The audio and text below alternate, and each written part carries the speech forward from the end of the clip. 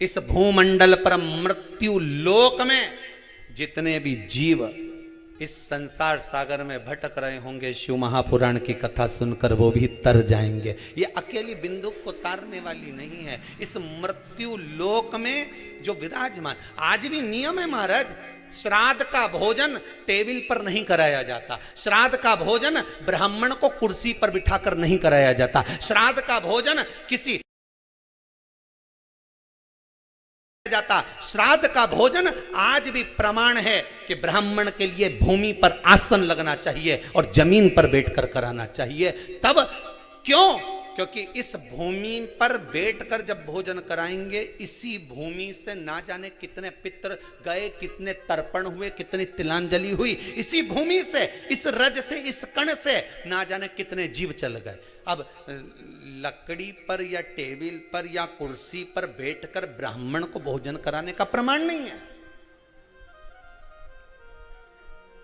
अब आपका फैशन ज्यादा हो गया तो बात दूसरी है। पंडित जी ऊपर बैठ के खा लोगे क्या? पंडित जी तो बोल देंगे अच्छा है, खिला दो।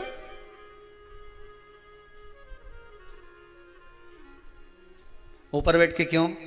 वो झुकने में थोड़ी सी कमर लचक जाए, क्योंकि खीर परसेगी तो झुकना पड़ेगा।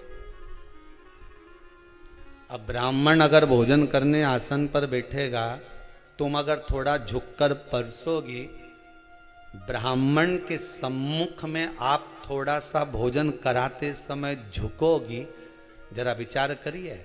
यशोदा मैया के घर में संतान नहीं थी।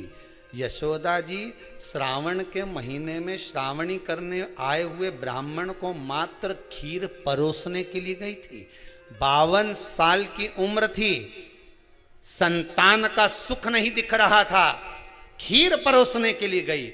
उतनी देर में ब्राह्मणों ने देखा इनके घर में संतान नहीं है, पुत्र भव कह दिया। और यशोदा जी के पति श्री नंदराय जी कह रहे हैं कि बाबा मैं 60 का, ये 55 की, बाल हो गए धोले, और तुम कह रहे हो पुत्र होगा, कहां से होगा? ब्राह्मण कहते हैं ब्राह्मण जब भोजन करता है, भोजन करते समय जब वर देता है, वो वर गलत नहीं हो सकता, कहीं से भी आएगा, पर छोरा तो आएगा। और आया, कहीं से भी आया, पर पुत्र आया, क्योंकि आशीर्वाद दिया था।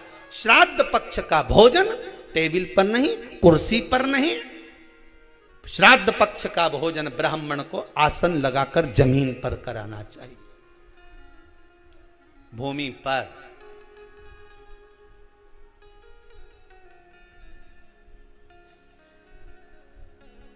अब आजकल के ब्राह्मण भी थोड़े नीचे,